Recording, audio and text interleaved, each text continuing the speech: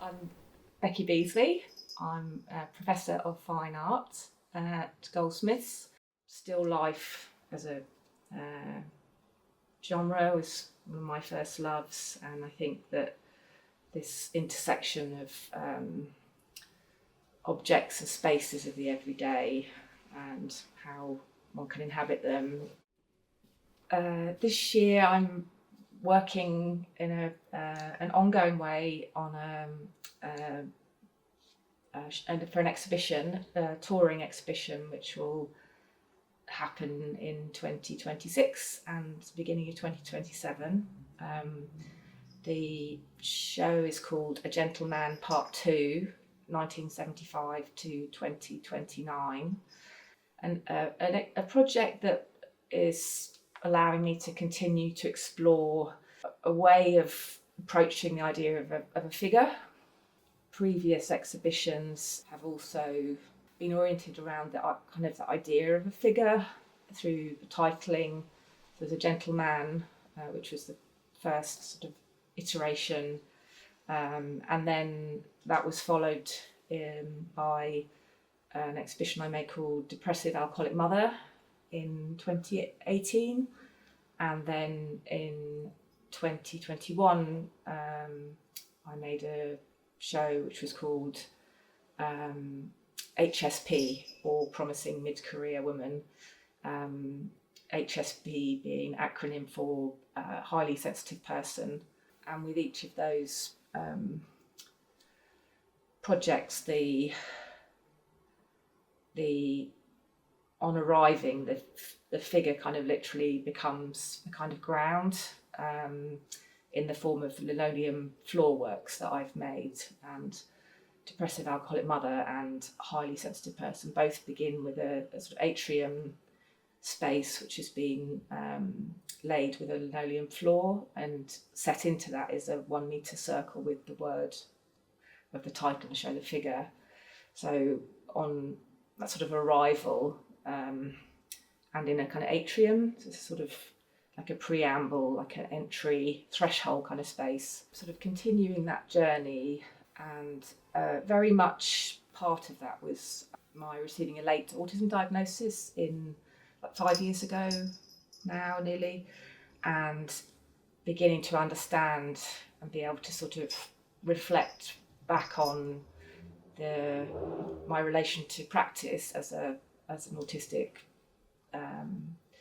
person, and also particularly like female profiling and identifying person. So A Gentleman Part 2, the sort of subtitle, full title, which includes 1975 to 2029, is my birth year, 1975, and 2029 is the year that I hope to turn 54, which is in the West, it's the statistical life expectancy for independent living autistic people. Really central aspect of A Gentleman is that I'm building all of the elements in thinking very much of it as working through what Marjorie Perloff in here, in the opening chapter of Infrathin, an experiment in micropoetics, describes as un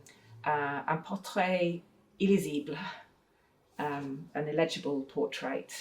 But the show's also intended to, same as with Highly Sensitive Person, really about activating opportunity for like anyone who might enter and visit the show to be there kind of in relation to themselves, and so taking kind of notions around individual sensitivity. So the exhibition, I have some plans and drawings I can show you. The whole floor space of the galleries will be fitted with linoleum flooring. Lino's very special material, very, I call like sculpty. Lino and photography kind of were invented in a sort of relatively similar moment of 19th century invention, and having one's silhouette cut was a sort of pre-photographic sort of portrait form. So the floor will have various like lino works set into it. Sort of primary motif is the series of lakes relating to specific literary sort of journeys I've been on and creative sort of journeys, and then a series of ceramic bowls. So bowls and lakes really, and they're dark lakes. They're sort of my own sort of central kind of image of just a still lake in the middle of a pine forest. I'm very repetitively working on various different types of bowls. Some are more like sort of head bowls, and some are more bowly bowls. But I've also, in the last 5 years, been making my own natural glazes with wood ash, and then a variety of other botanical ashes. So things like fern and also river reed,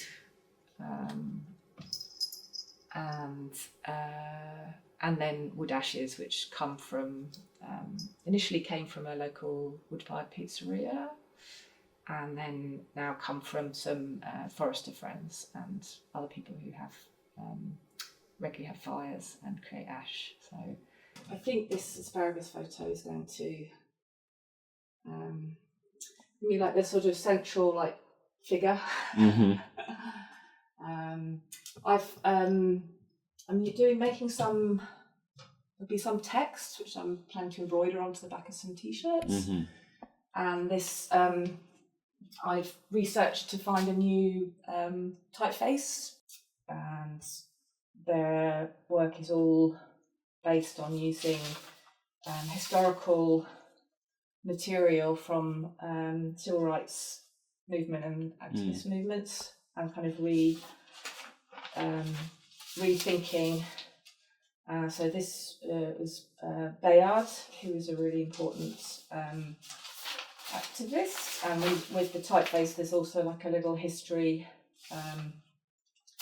You get a little bit of the history of the original printed material that the typeface is based on.